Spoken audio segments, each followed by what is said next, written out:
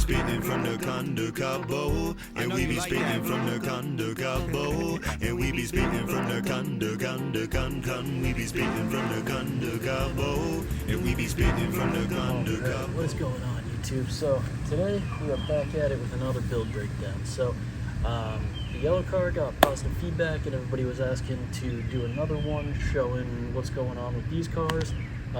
Silver car, not quite ready for that. I will get into that in the next video. That's probably gonna be this week. I've been grinding on this thing, so it should be soon. But for now, we're gonna go over the E34 and just kind of go over what I've done to keep it a daily driver and different parts that I've put into it, and just what it's needed over time. So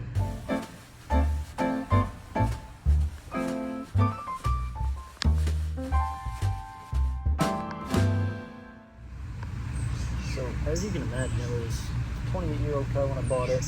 It was owned by a grandma, which was pretty nice. Made it so that most of the car was well taken care of, other than a few little dings and dents here and there. But that's not the end of the world for now. I'm just going to go over what's been done to this thing, what I plan on doing with it, and yeah, if it's a reasonable idea to daily a 530 E34. So first off the bat, not the best on gas. The V8 still sucks down a ton of gas, even though it only gets in the low 200s. So that's one of the biggest cons to the 530 chassis compared to a 525. Other than that, power is pretty much the same, weight's pretty much the same.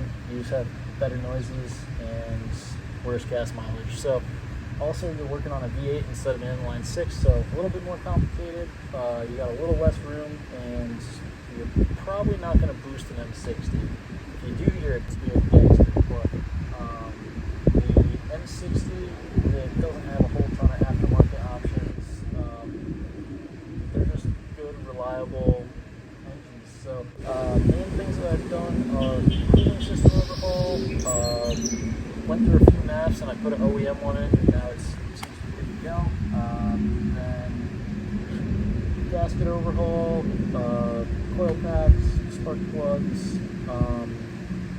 coilovers. So the stock suspension, that went out. Thing felt like a boat. It was bouncing all over the place. So I got CA tuned coilovers, which shout out, it's actually the shirt I'm wearing. Those are a bolt-in option, so makes it super easy to swap them. They come with new wheel bearings and everything, so made it a pretty easy job. I did it in a weekend.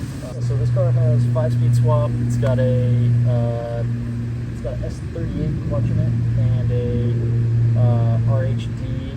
I think it's like a 14 or an 11-pound flywheel, something like that, with a V21 323 throw-up bearing.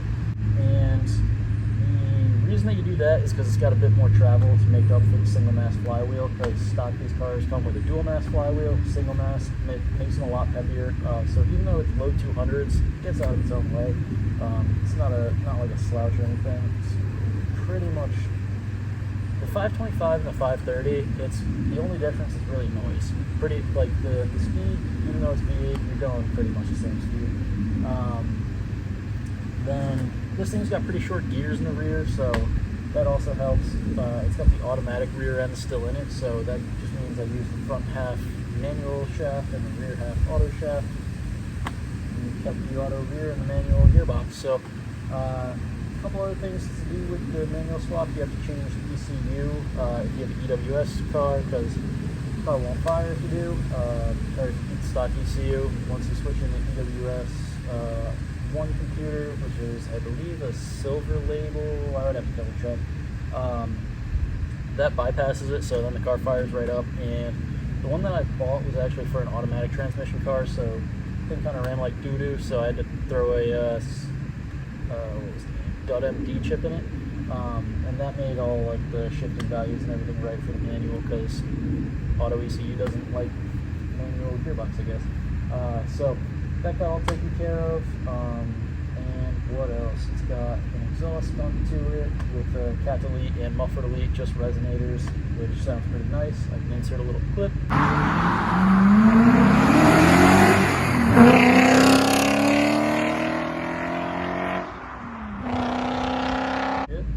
I'll pick up the camera and just give you a quick So as you can see, she's got the good old M60. This is only a 3-liter, so puts out with the tune chip, catless, all that random stuff, very low 200s, but it's still a good time. You get all the V8 noises without the V8 speed, so you get some of the enjoyment of the V8. It's just you won't get caught going fast, so that's pretty nice. I do need a new windshield. As you can see, it's shattered, but that's coming soon. Then in here we got a dual electric fan setup. So stock, it has a clutch fan that sits right there. The only reason I really switched it was because my clutch fan went, and the clutch fans are pretty expensive for M60s, so it was actually cheaper to convert it to a dual fan electric setup.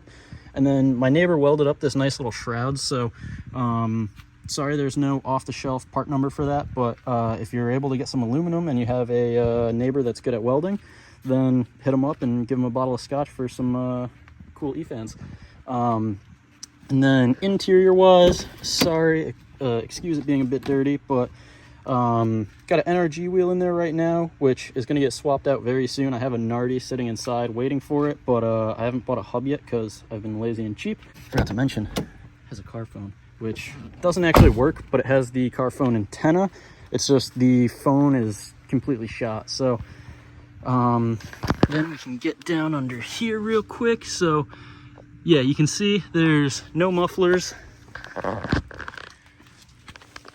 and no cats, just V-bands up here and some resonators. So pretty simple exhaust setup. It was pretty cheap because, once again, had a neighbor welded up. So this car, there's not a ton done to it, but it is nice because you get all the noise, you get the 5-speed, you get the V8, you get the comfort, and you get the style, but it's not insanely expensive and it's super reliable. So that goes for most E34s. The M50s, M60s, dumb reliable. M20s and M30s, they're still super reliable, but you gotta remember they're another 5 years older, so they're gonna have a few more issues. I do have a bunch of friends who've had great luck with them, so I never really talk smack on them. I kind of love M20s. They sound sick.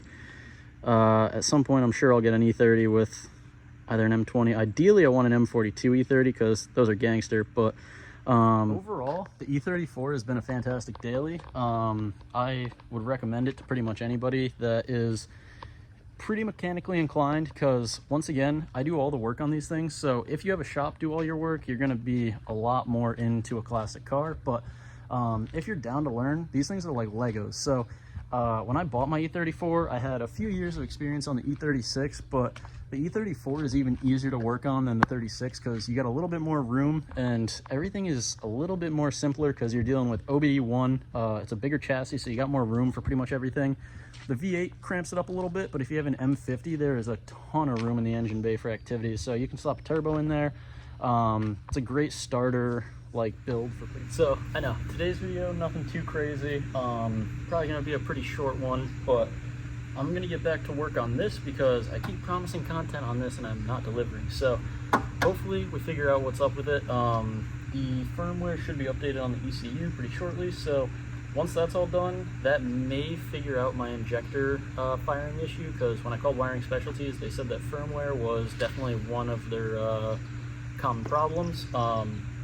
And then once we go through that, then next is going to come testing for 12 volt at all the injectors, and then we'll actually follow the wires back to the ECU, and you can test for power at the ECU for the injectors. So there's going to be content coming out for this car very soon, hopefully this week, because I definitely have like half a video already filmed for it, but I want some more progress in it before I release it, because I feel like with this car I'm always just wrenching on it and there's never any real progress other than I say I've done some stuff, but it doesn't amount to much because the car doesn't start. So hopefully I can get this thing started, and ideally this weekend I'm going to have my buddy pull up with his timing light so that we can set all the like base timing and stuff like that so that we can safely start it, because right now I figured out one of my other issues with it not like firing is for the triggers you have to do a base timing and hopefully this thing is going to have a video up very soon. But I hope you enjoyed this one,